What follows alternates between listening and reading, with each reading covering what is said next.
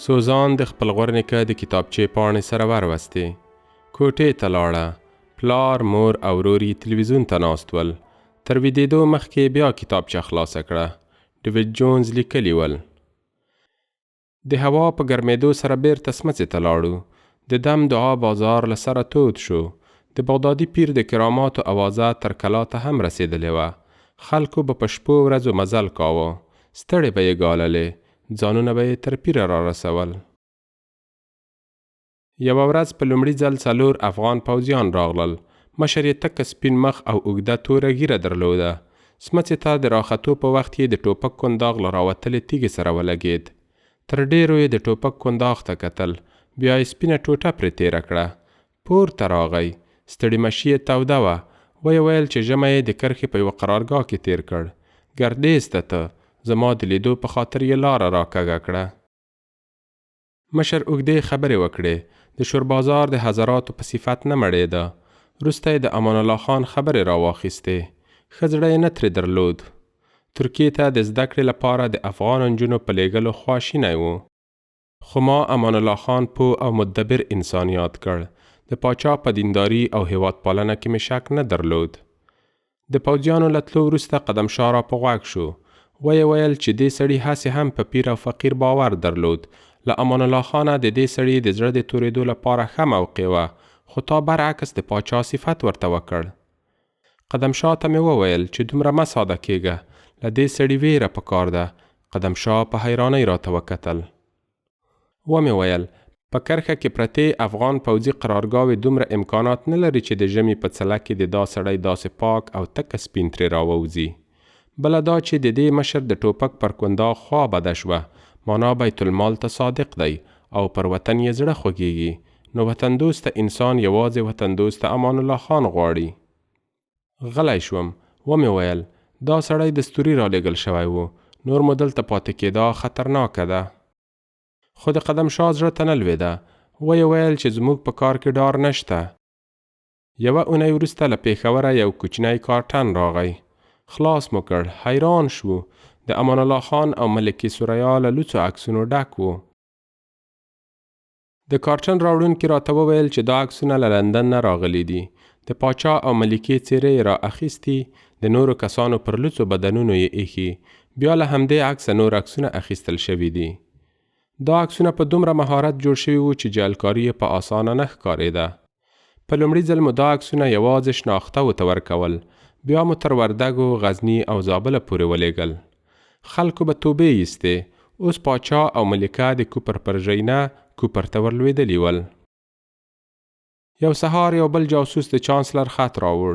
سترګې مې رډې راوختې. چانسلر لیکلي وو چې ځانونه راباسئ. لارنس یا پیر کرمشاه له اسنادو او شواهدو سره ونیو. اعدام یې کړ. په هماغه ساعت مو د جاسوسي وسایل او پاتې دوا په خلطه کې واچول. قدمشاه ته مې وویل چې په تیاره کې به له دې ځایه ځو، خو قدمشاه یوازې یوه بله شپه غوښته. ویل یې چې نن بېګا به د سرې غونډۍ خزانې ته ورشو. سبا ماخوستن به له دې ځایه پښې سپکې کړو، خو ما ونه منله. نور نو په افغانستان کې یوې ورځې پاتې کېدا هم خطر درلود. په تیاره کې د باندې راووتو. سپوږمۍ وه. په احتیاط لاندې لاړو. له سماورونو خرهاری، د ناروغانو زګیروی او د ماشوم ژړا راتله. آسونه مو تر قیزو ونیول. پلي ورسره تلو. پر ډبرو د آسونو د نالونو د لګېدا غږونه مې تر زړه تېرېدل. یو دم له ونو ګڼ کسان راووتل. په غره کې زوروره چیغه راوګرځېده. شور ونه خورئ. زړه مې پښو ته ولوېد. 10-12 پوځیانو منډه راواخیسته. څو چې مو ځانونه خوځول تر لاسو مو پړي تاو شول. لاس تړلې یې چینې ته راوستو. خلک له بلو څراغونو سره راووتل. خوبولې سترګې له حیرانۍ ډکې وې. سمڅې ته یې بوتلو. یوه پوځي څراغ ولګاوه. بل د بوجۍ خوله ځمکې ته کړه. له کړنګ سره لاوډ سپیکرونه، سیمان، تارونه، دوا، رنګارنګ ګروپونه او نور ولوېدل. یوه له ونې لوړ پوځي ورو وویل: ډیویډ جونزه، 3 شپې مو په ونو کې درته تېرې کړې. د نورو جاسوسانو راتګ ته معطله وو، خو تا د تېښتې لپاره ډېره بیړه وکړه. غلی شو. دیوال ته ور وګرځېد. لاس یې پرې تېر کړ. ویې ویل: ډېر وخت نه دی پرېوتلی، ړنګ یې کړئ. یو پوځي د دیوال د سر تیږې ته برچه ونیوله. تیږه په سخته را جلا شوه، خو نورو تیږو دومره زحمت نه غوښت. په اسانۍ لاندې رالوېدې. سمڅې ته ګڼ خلک راغلل. د ټولو سترګې رډې راختلې وې.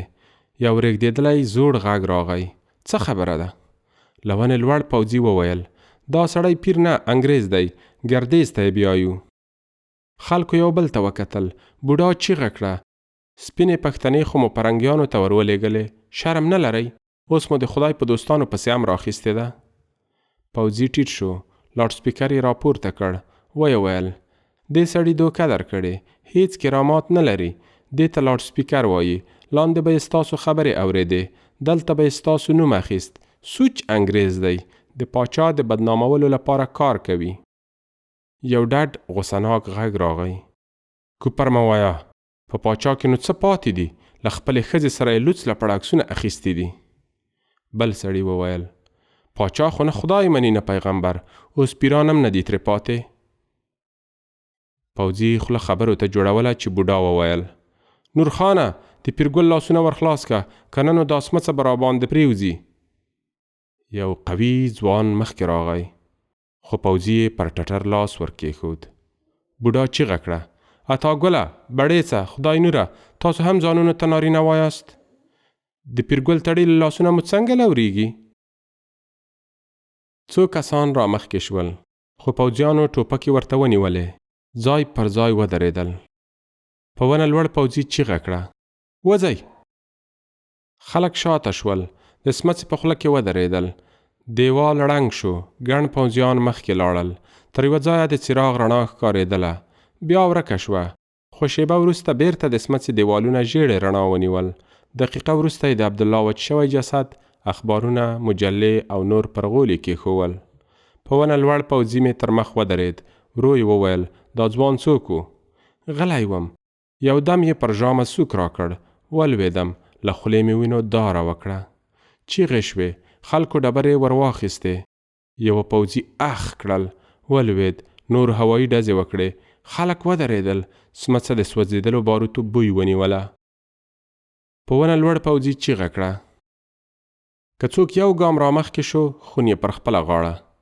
غلی شو. ویې ویل: او سادهګانو، له پیرګله پوښتنه وکئ چې دا مړی دلته څه کوي. بوډا په غوسه وویل: کوپر مه وایه، له پیرګله به څنګه پوښتنه کوو؟ پیریانو به راوړی وي. د پوځي ټنډه لا پسې تروه شوه. له دې ځایه ورک شئ. بوډا وویل: پیرګله، دا خلک په سمه نه پوهېږي. ولې ماتله یې؟ ړندکی را وغواړه، دا د کوپر زامن به شنه لمبه کړي. پوځي توپانچه را وایسته. ډز شو. د بوډا پښو ته نږدې نرۍ دوړه پورته شوه. شیبه وروسته یې لاس تړلي پر آسانو کېنولو. خو تر موږ مخکې څو کلیوالو د خپلو آسانو تشو ته پوندې ورکړې. په تیاره کې ورک شول. ټوله شپه مو مزل وکړ. سپي د چاود یوې تنګې درې ته ورسېدو. چوپه چوپتیا وه. یوازې د آسونو د پښو ټکا اورېدل کېده. کله کله به یوه مرغۍ هم وچوڼېده. یو دم سغ شو. له ټک سره د مخې پوځي ولوېد. ډزې شوې. له ډبرو سره سوکي بادېدل. پوځیانو مورچې ونیولې. آسونه وشڼېدل. د ټوپکو له خولې سرې غوړنجې راوتلې. د آس تشو ته مې د بوټونو غبرګ تلي سیخ کړل. آس منډه واخیسته. شاته مې وکتل. قدم شا را پسې و. یو دم مې په ښۍ اوږه کې نرۍ څړیکه تېره شوه. آس ولوېد. پر لویو ډبرو ورغلم. سر مې پر تیږه ولګېد. پر ځان ونه پوهېدم. یو وخت مې سترګې رڼې کړې. په کنډواله کې وم. اوږې ته مې وکتل. تړل شوې وه. د قدم شا غږ راغی: زړه دې مه خوره، ګولۍ وتلې ده. شاوخوا مې وکتل. د کنډوالې پر ړنګو دیوالونو ګڼ مول وهلي کسان ناست ول. حاجي پینده خان راغی. خوشحاله و. له پیر سره د مرستې او 5 افغان پوځیانو د وژلو په خاطر یې ځان په جنت کې لید. له پاینده خانه مې د نورو پوځیانو پوښتنه وکړه. ټنډه یې تروه شوه. د نورو پوځیانو تېښتې له اضافه ثوابه ایستلی و. بیا یې په خواره خوله د سپینو ګلانو شیره وغوښته. خو ما ورته وویل چې د ړندکي پیري راوړې شیره مو له لاسه ووته. شیره په کڅوړه کې وه. د پاینده خان تندی وغوړېد. په لوړ غږ یې د خلطې د راوړلو امر وکړ. یوه له ونې ټیټ سړي خلطه راوړه. خلاصه مې کړه. د جنسي قوې د ډېرېدو د ګولیو سلامت پاکټ مې ورته ونیو. پاینده خان په حیرانۍ راته وکتل. خو نور د دې خلکو غلطېدا په دې نه ارزېده چې خپل ماغزه وخورم. لنډ مې ورته وویل چې ړندکي پیري ترقي کړې، اوس له سپینې شیرې ګولۍ جوړوي. 2 شپې مې د حاجي پاینده خان د کور په کوټه کې تېرې کړې. هیڅ څوک نه و خبر، یوازې پاینده خان مې لید. سهار وختي به یې له لندو ویښتو او تورې کړې ږیرې راڼه څاڅکي څڅېدل. په 3م ماخوستن یې 2 کسان را سره کړل. دې خلکو ته پټې لارې معلومې وې. له 3 شواروزه مزل وروسته د ډیورنډ تر کرښې واوښتو. غرمه مو د انګریزانو یوه قرارګاه ته ورسوله. ډاکټر مې د اوږې ټپ وکوت. د خلطې دواو میکروبي کېدو ته نه و پرېښی. 1 اونۍ وروسته په پېښور کې د انګریزانو په نظامي روغتون کې وم. چانسلر له لاهوره زما پوښتنې ته راغی. کلکه غېږه یې راکړه. پر ټپ مې فشار راغی، خو چانسلر تر ډېرو ټینګ نیولی وم. وروسته افغانستان ته د لېږلو جاسوسانو په باره کې راته وغږېد. ویې ویل چې بریتانیې افغانستان ته 4,000 کسان لېږلي دي. دا جاسوسان د هېواد ته په مختلفو څېرو کې تللي ول. څوک موچي وو، څوک نجار، څوک معلم، څوک تجار، څوک هم نظامی مشاور. خو تر ټولو په روحاني جامو کې لېږلو کسانو ښه نتیجه ورکړې وه. چانسلر وویل چې آن د وزیرانو په سویه زړونه یې هم له امان الله خانه خواطوري کړي دي. بس خبره خلاصه ده. د امان الله خان پر پاچاهي مو تیل وپاشل. اوس یوازې د اورلګیت وخت غواړي. په میاشت کې مې د اوږې ټپ سره ورغی. بیا له ډېره وخته وروسته حمام ته ننوتم. 1 ګیره مې نوره څه کوله. چاړه مې پرې تېره کړه. بیا تودو اوبو ته ودرېدم. د صابون سپین ځګ تورو خیرو ونیو. چانسلر 1 کال رخصتي راکړه. لندن ته لاړم. له ډېر وخت وروسته مې د هوساینې ساه واخیسته. خو رخصتي مې لا نه وه پوره چې بیرته یې لاهور ته ور وغوښتم. وار له واره مې قدم شاه ولید. دی د چانسلر د دفتر په دهلیز کې راته ماتله و. قدم شاه کلکه غېږه راکړه. 1 شېبه کېناستو. د سرې غونډۍ خزانه یې لا نه وه هېره. وروسته مو چانسلر ولید. ټنډه یې هواره وه. چانسلر 1 عکس راته ونیو. په عکس کې یو خیرن لونې ټیټ خو قوي ځوان ولاړ و. توره ږیره یې درلوده. ګرد پټکی یې تړلی و. چانسلر ته مې په حیرانۍ وکتل. د چانسلر سترګې وځلېدې. په خوند یې وویل، دا سړی به زموږ پاشلو تیلو ته د اورلګیت خلی وهي. خبره واضح نه وه. چانسلر باید نور معلومات هم را کړي وای. چانسلر وویل، دا سړی حبیب الله نومیږي، خو د سقاو په زوی مشهور دی. 2 کاله مخکې په پېښور کې د یوه زرګر د پیسو سیف غلا شو. د سقاو زوی زرګرۍ ته نږدې چای خرڅاوه. د خلکو پر ده شک راغی، ځکه دا دروند سیف له دې سړي پرته بل چا نه شوای پورته کولای. خو د سقاو زوی وتښتېد. 2 کاله وروسته په پاړه چنار کې د غلا په تور ونیول شو. هغه وخت د پاړه چنار د قرارګاه مشر راته وویل چې دا ساده سړی د امان الله خان ډیر ضد دی. ګڼ غله پرې راټول دي. له دې سړي ډیر کار اخیستی شو. دا خبره مې خوښه شوه. د بند 11مه میاشت لا نه وه تېره چې خوشی مو کړ. یو څه مو نور هم وپړساوه. په لاره کې د انګریز لخوا یو جوړ شوي ملنګ ورته وویل چې دی به یو وخت د افغانستان پاچا شي. د سقاو زوی د کابل کلکان ته لاړ. غلاوې یې پیل کړې. کله کله به یې پر حکومتي کاروانونو هم برید کاوه. دې سړي په کم وخت کې ډېر ملګري پیدا کړل. خبره تر امان الله خانه ورسېده. د سقاو زوی یې په پوځ کې شامل کړ. خو دې سړي په هماغه لومړیو کې یو پوځي افسر وویشت. بیرته غره ته وتښتېد. پاچا یې پر سر انعام وټاکه. خو د سقاو د زوی سر دومره اسانه کار نه دی. په دې سړي پسې د شوربازار حضرتان ولاړ دي. اوس یې ګڼ خلک طرفداري کوي. چانسلر غلی شو. ما ته یې وکتل. په سترګو کې ځلا پرته وه. ومې ویل، ښه نو زما رخصتي لا نه وه پوره. لاهور ته د څه لپاره راوغوښتم؟ چانسلر را نږدې شو. ورو یې وویل، یو ځل بیا ږیره پرېږده. دا خبره ښه نه شوه راباندې تمامه. ومې ویل، د بریتانیې په استخباراتو کې یوازې ډیویډ جونز نه دی. نور هم باید خطر ومني. بل یوه ته ووایه. چانسلر یو ګام شاته شو. سترګې رډې راوختې. چیغه یې کړه، نو ته د ملکې امر نه منې؟ غلی وم. چانسلر پر څوکۍ کېناست. ورو یې وویل، له تا مې دا تمه نه لرله. سم وایې، په استخباراتو کې ډېر خلک کار کوي، خو ډیویډ جونز یو دی. که مو بل ډیویډ جونز لرلای، نو ته مو په رخصتۍ کې تر دې ځایه نه راوښتې. پورته کوټې ته وختم. پر میز نوي او زاړه اخبارونه پراته ول. یو اخبار مې راپورته کړ. امان الله خان د اروپا له سفره بیرته راغلی و. د له څو آسیایي او اروپایي هیوادونو سره ګڼ نظامي، اقتصادي، تجارتي، فرهنګي او نور تړونونه لاسلیک کړي ول. وروسته د اخیستل شویو وسلو او نورو قراردادونو لیست راغلی و. امان الله خان په دې سفر کې له اروپایي هیوادونو 80,000 نوي ټوپکونه، 106 توپونه، 8 جنگي الوتکې، 15 زغروال موټر، په زرګونو نظامي خولۍ، پتکونه، 3,000 دوربینونه او نور اخیستي ول.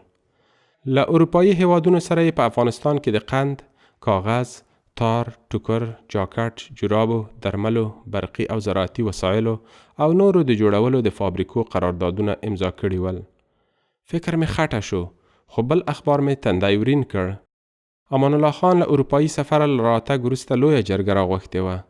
د جرګې غړو ته خپل تصمیمونه ویلي ول. د دې تصمیمونو مهم ټکي لیکل شوي وو.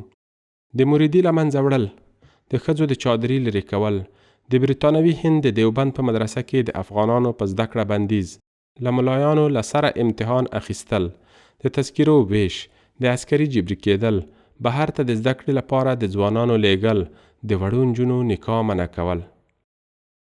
دا هغه څه وو چې ملایانو نه غوښتل. انګریزي اخبار مې راواخیست. سلامت مخ یې د شینوارو پاڅون ته ځانګړی کړی و. تبلیغات تاوده ول. د امان الله خان پاچاهي نسکوره ګڼله.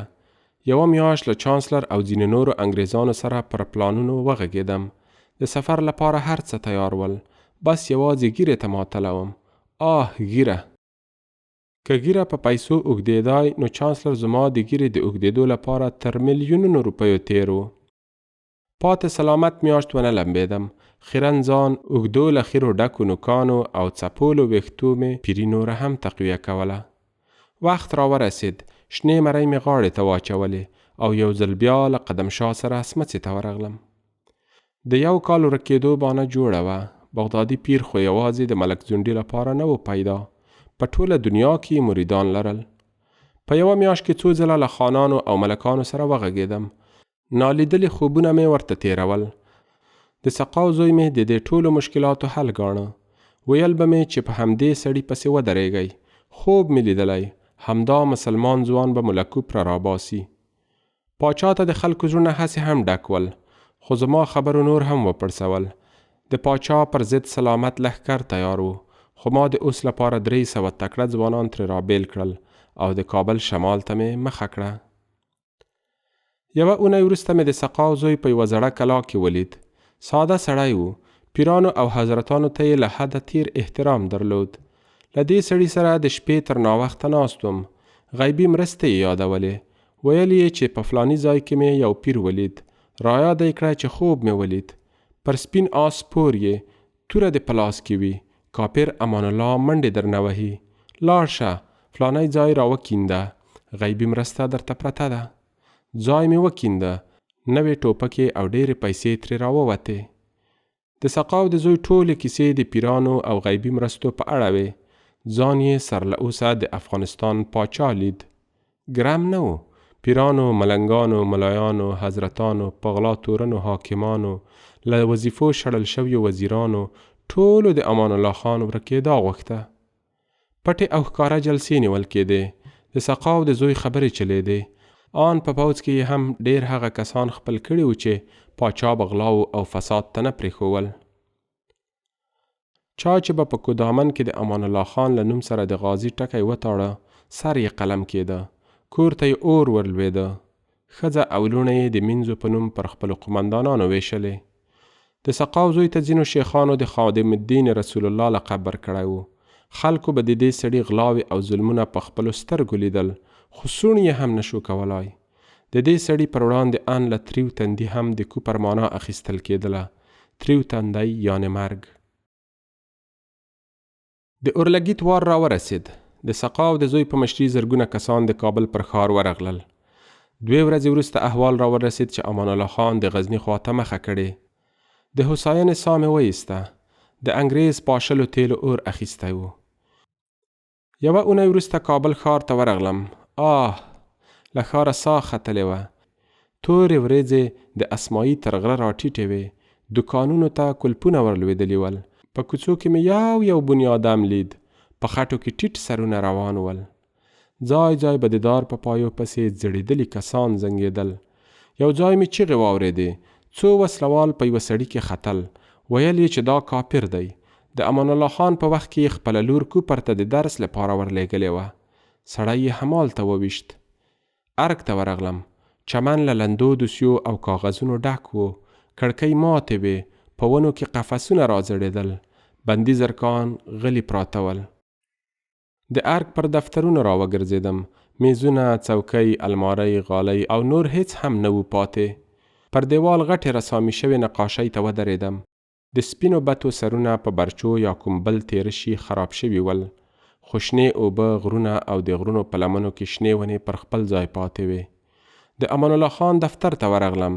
دیوالونه یې تک تور ول. د سوځېدلو کوچونو یوازې فلزي سپرینګونه پاتې ول. بیرته چمن ته ورغلم. یوه دوسیه مې راپورته کړه. د تجارت د وزارت د کلني راپور له پاڼو ډکه وه. بل کاغذ مې راواخیست. په کابل کې د یوه لوی پوهنتون د جوړېدو د قرارداد کاپي وه.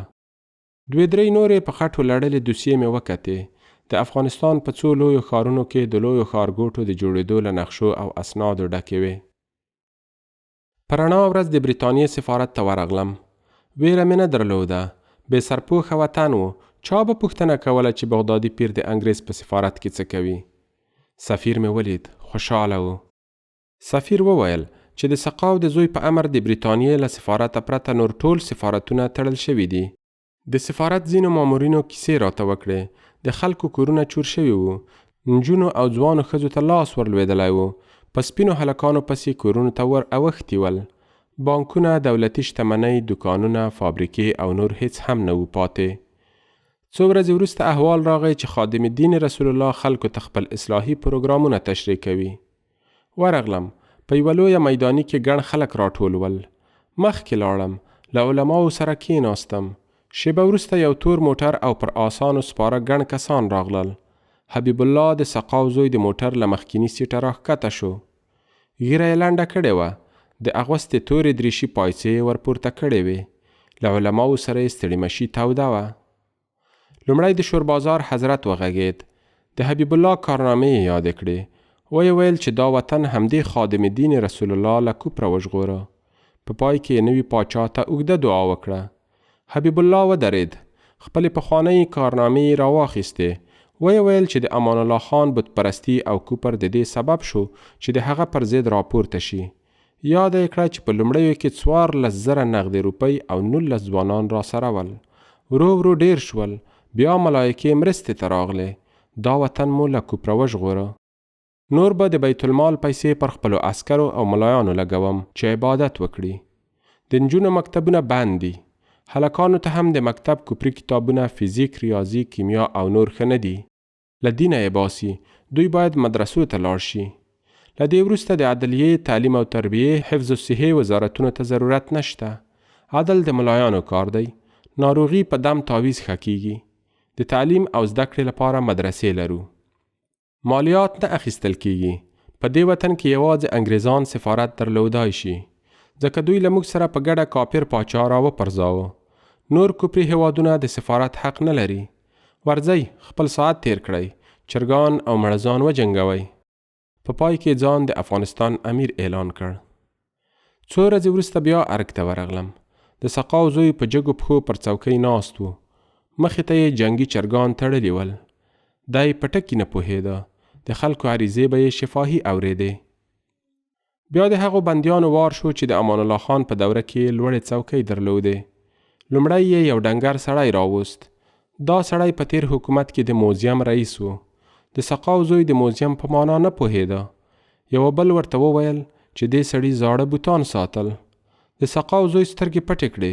چیغه یې کړه چې د بت پرستانو دید ناروا دی. مه یې ځنډوئ. همدا نن یې سر په لاهوري دروازه کې راوځړوئ. بل لاس تړلی بندي یې راوست. دا سړی د امان الله خان د مالیې وزیر میر هاشم خان و. د سقاو زوی وویل دا کافر مو ولې تر اوسه ژوندی پرېښی؟ هاشم خان وویل سم مسلمان یم.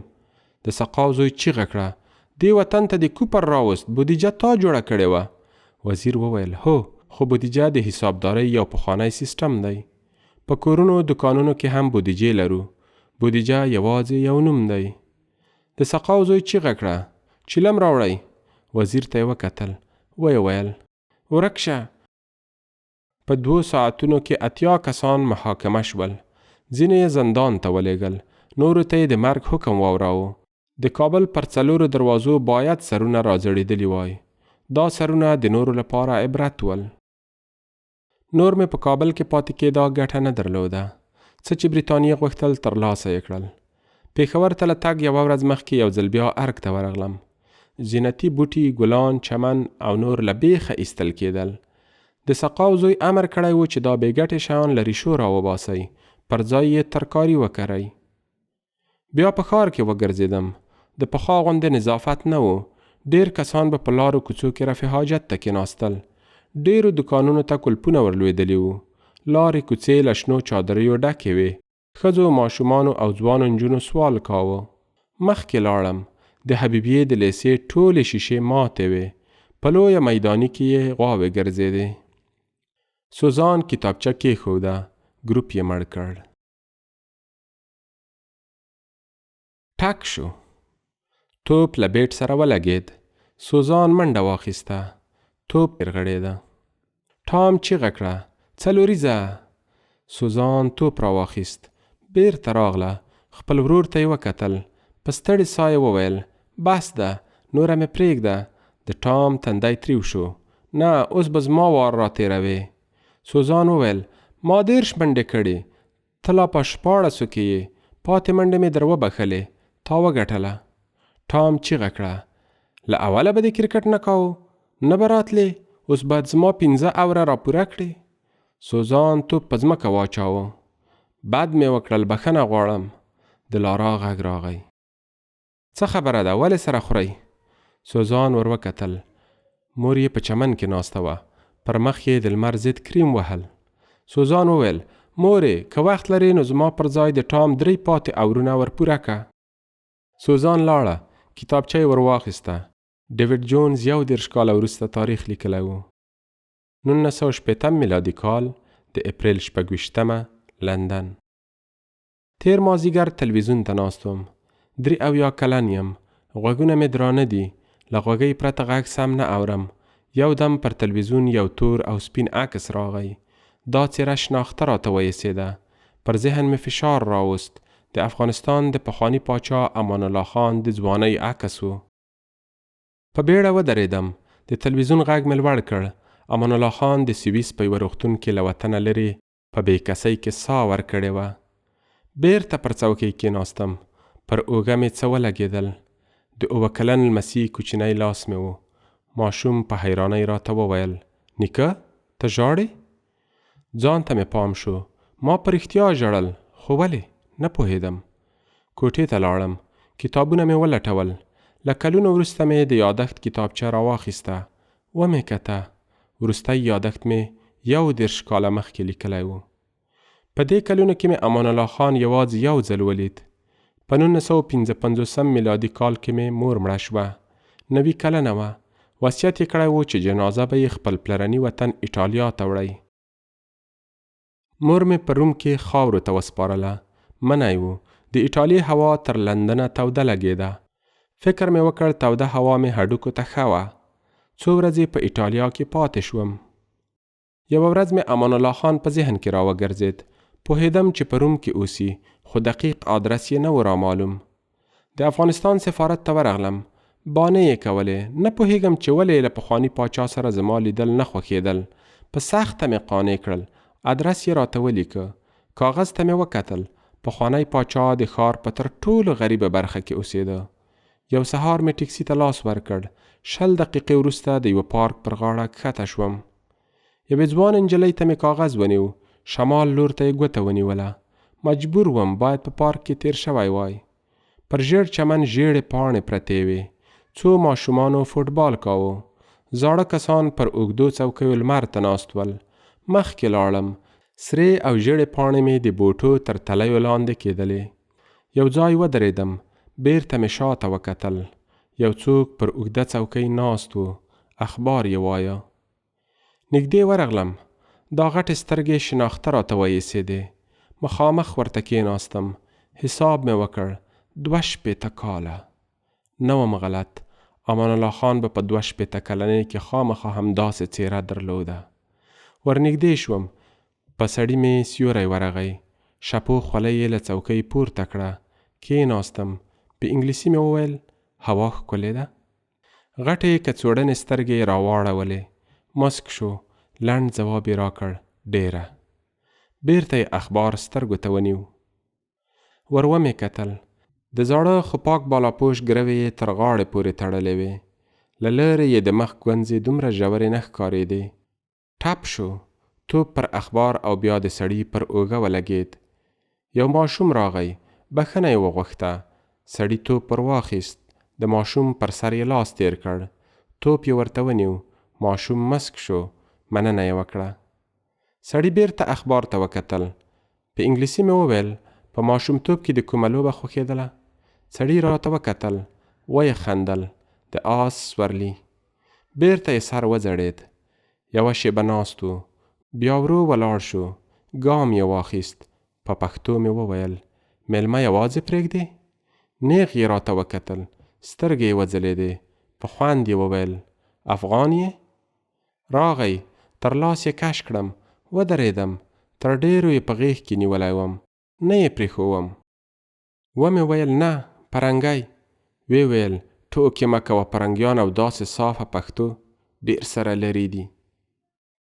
ومې ویل ډیوډ جونز یم. په 1919 کال کې ارګ ته درغلی وم. 3 کسه وو. د چانسلر لیک مو دروړ. په کابل کې مو د خپلو څو نمایندګانو پاتې کېدا غوښته. د سړي لاسونه مړه شول. تر څنګ مې کېناست. سر یې څو ځله یوې بلې خواته وخوځاوه. یو دم یې وخندل. پرنګیانو دلته هم نه یم درنه خلاص. ومې ویل خو اوس مې تقاعد اخیستی. له سیاست سره کار نه لرم. ایټالیا ته مې د خپلې مور جنازه راوړه. ته مې په ذهن کې راوګرځېدې. لیدو ته دې راغلم. امان الله خان ودرېد. تر لاس یې ونیولم. په مسکا کې وویل راځه کور ته ځو. بیا ونه وایې چې یو افغان بوډا په پردي وطن کې خپله میلمه پالنه هیره کړې وه. تر پارک ووتو. تنګه کوڅه راغله. امان الله خان په یوه زاړه کور کې اوسېده. پورته وختو. وړه کوټه وه. پر زړه رنګ خوړل شوې غالۍ یو کټ، کوچنی میز، 2 څوکۍ او نور ښکارېدل. کېناستم. شاوخوا مې وکتل. وړه المارۍ له کتابونو ډکه وه. پورته د لرګي په چوکاټ کې کلمه نیول شوې وه. کټ ته نږدې په تاخچه کې د جاینماز پر سر کوچنی قرآن شریف ایښی و. امان الله خان د باندې ووت. زاړه وره چولې درلودې. غږ یې راته. یو چا ته یې وویل څه مو پاخه دي؟ ښځینه غږ راغی. لوبیا. امان الله خان وویل میلمه لرم، قابلي پلو پوخ کړئ. ښځینه غږ وویل غوښه نشته. یو څوک پسې ولېږئ. دروازه خلاصه شوه. امان الله خان بیرته راغی. ویې ویل کړکۍ ته کېنه، کوټه سړه ده. څوکۍ مې وکښوله. د لمر وړانګې مې اوږو ته سیخې شوې. امان الله خان پر کټ کېناست. ویې خندل. اوس مې نو سم زړه ته ولوېده چې ډیوډ جونز یې. فکر کوم چې یو ځل مو بیا هم سره لیدلی وو. ومې خندل. هو، زه او سفیر دې په نیمه شپه کې در وغوښتو. ویل دی چې انګریزان د افغانستان په شمال کې مداخله کوي. خلک یې مسلح کړي دي. سفیر ته دې د هغه لخوا امضا کړی سند ورکړ. ورته ودې ویل چې په 72 ساعتونو کې به له افغانستان نه وځي. 1 اونۍ وروسته دې زموږ انګریز جاسوس اعدام کړ. امان الله خان سړه ساه وایسته. ای پرنګیانو، حق مو و، وطن مو را غرق کړ. ومې خندل. ته هم ګرم وې. ډېر تیز تلې. راته ویې کتل. څه یې ونه ویل. د کوټې دروازه وټکېده. امان الله خان ولاړ شو. بیرته له پتنوس سره راغی. 2 ګیلاسه یې له شنو چایو ډک کړل. کړکۍ ته ودرېد. ویې ویل هاغه ماشومان وینې؟ ودرېدم. لاندې پاک سوتره او صحتمند ماشومان روان ول. خندل یې. په ملاو پسې د مکتب بکسې تړلې وې. امان الله خان وویل دا ماشومان پچې نه جارو کوي. په 2 وزو پسې هم ټوله ورځ نه دی روان. لوږه نه پیژني. مکتب ته ځي. خاندي، تفریح لري، تلویزیون ته ګوري، غم نه ویني. د ټوپک ټک یې نه دی اورېدلی. روغ دی. له ژونده خوند اخلي. غلی شو. ویې ویل د هغه دکان تر مخ ناست بوډا زموږ ګاونډی دی. 45 کاله یې په یوه فابریکه کې کار وکړ. اوس قرار ناست دی. د تقاعد پیسې ورته راځي. نه زوی ته احتیاج دی، نه لمسو ته، تر مرګه به په ګېډه موړ او پر تن پټ وي. هغه بله ځوانه ښځه ډاکټره ده.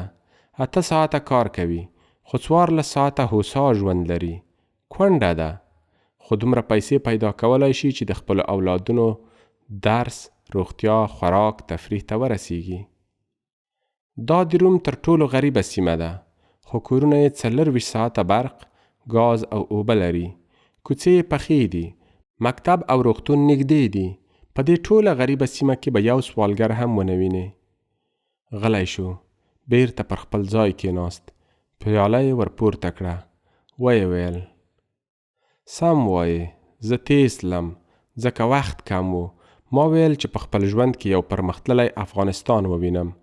داسې وطن چې اوسیدونکي د دې خلکو په څیر آرام ژوند ولري، لوږه ونه پیژني، تعلیم وکړي، د ځان او نورو په حقونو پوه شي، ښه او بد ور معلوم وي. په کورونو کې د مورچو د جوړولو پر ځای د کتابونو ځای جوړ کړي، نور یې په یو او بل نوم غلط نه کړي. غلی شو، له پیالې یې سور وکړ. سوړ اسویلی یې وایست. ایټالیایان له دوهمې نړیوالې جګړې راووتل. ټوله ایټالیا خاورې شوه، خو خلک یې پوه او تعلیم یافته ول. په 10 کلونو کې بیرته ایټالیا کړه. اوس موټرې او تیارې جوړوي. خو زما خلک بې سواده ول. ماغزه به مې ورسره وخوړل. په عادي خبرو کې به یې قناعت نه کاوه. غلی شو، یو دم یې ترخه وخندل. یو وخت څو سپین ږیري راغلل. دوی په کابل کې روان ریل لیدلی و. غصه یې نه کنټرولېده. ویل یې چې ښار ته دې د اوسپنې ښامار راوستی. خوراک یې اور دی، شیطان یې چلوي. ورسره ووتم. په ریل کې مې کېنول. دوره مې ورکړه.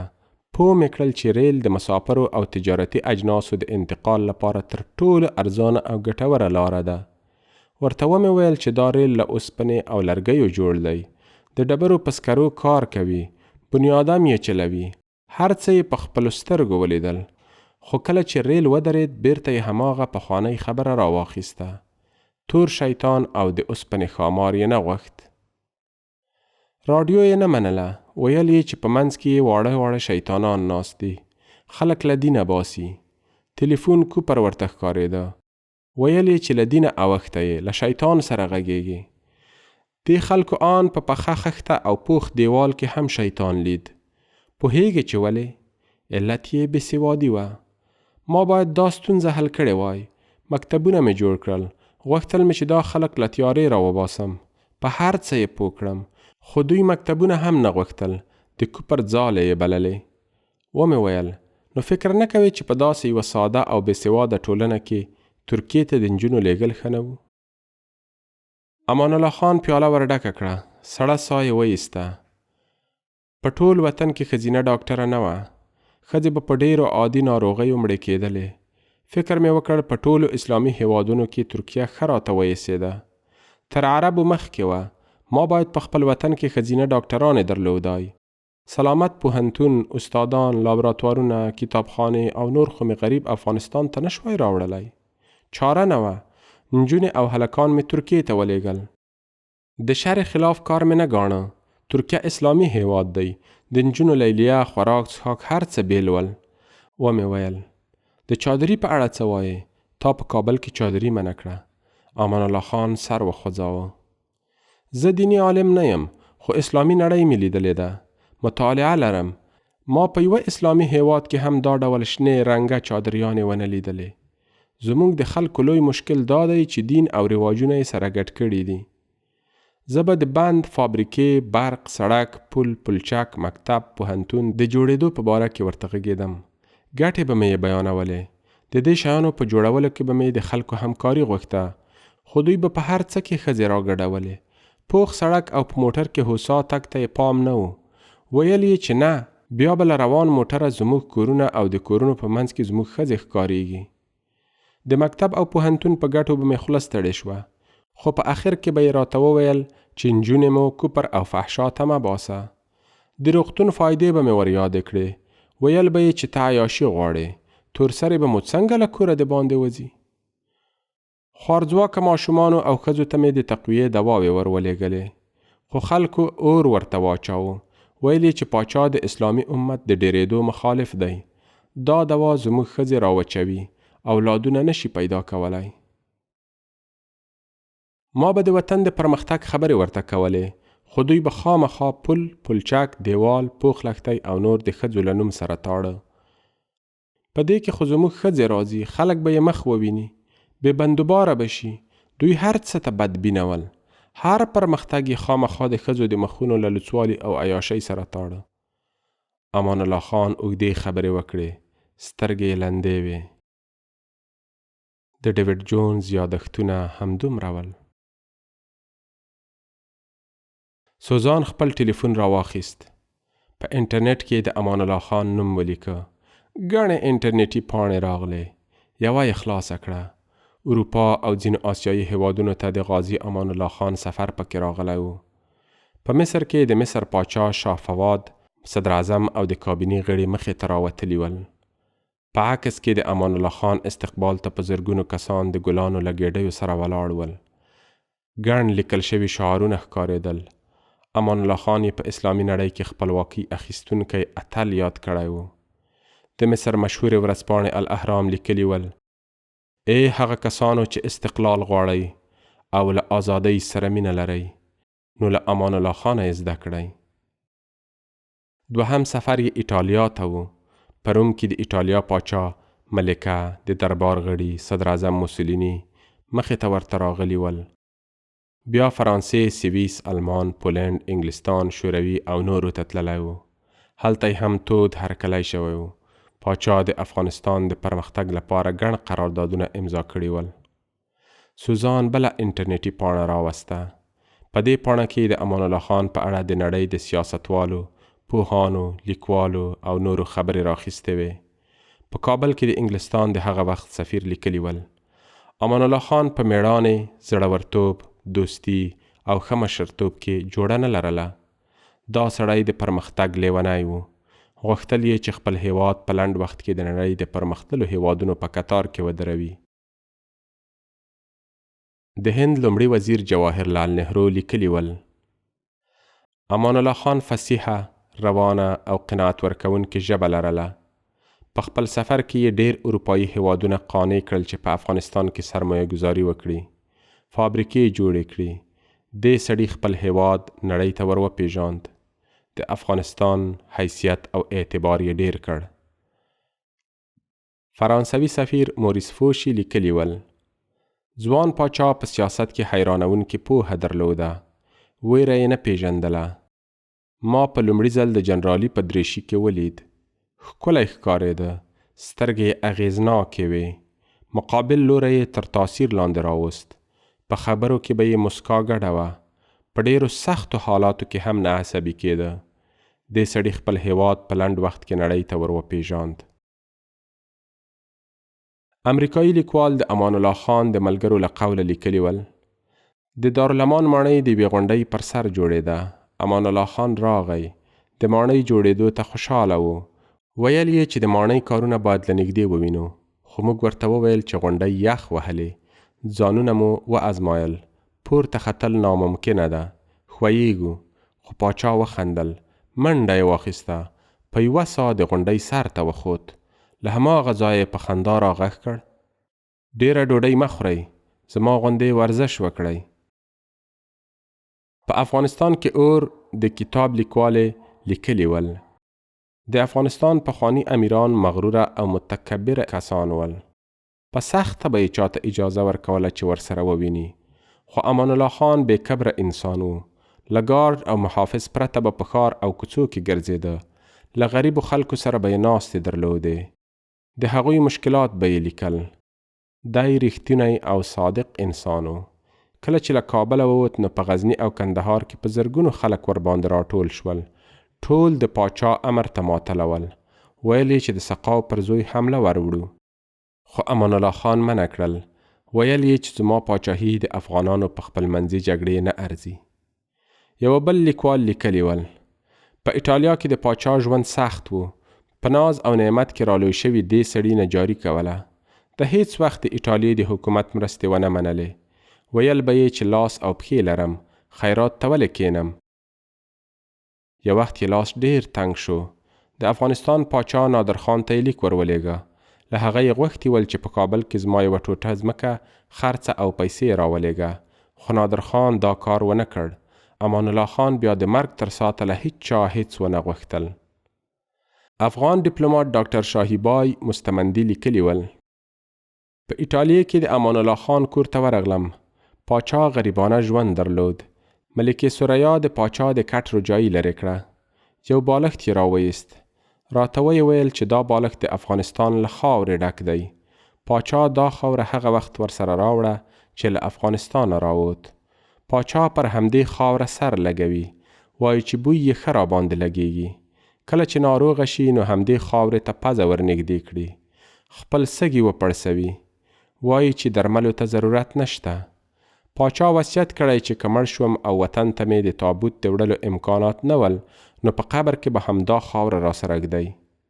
یو بل اروپایي لیکوال لیکلي ول: دې خلکو یعنی افغانانو کبر وکړ. د عزت، ترقی او پرمختګ چانس یې په لغته وواهه. دوی یو داسې پوه، مدبر، زړسواند، زړور او پر وطن مین پاچا پسې واخیست چې په افغانستان کې به بیا تکرار نشي. سوزان د 2014 افغانستان عکسونه راوستل. خوار او په نس وږي خړ پړ خلک، سوالګر، له خټو جوړ کورونه، وژنې، چاودنې، بمبارد، پرې کړي اندامونه او نور یې سترګو ته ودرېدل. د سوزان سترګې ډکې شوې. ګامونه یې واخیستل. د ډیویډ جونز کتابچه یې د جهیل اوبو ته واچوله. د خیمې خواته ورغله. د پلار خوشاله غږ یې واورېد: څنګه ډاډه یم پر غور نیکه به د افتخار کړی وي. سوزان ور وکتل. پلار یې په حیرانۍ وویل: ته ژاړې؟ نجلۍ خیمې ته ننوته.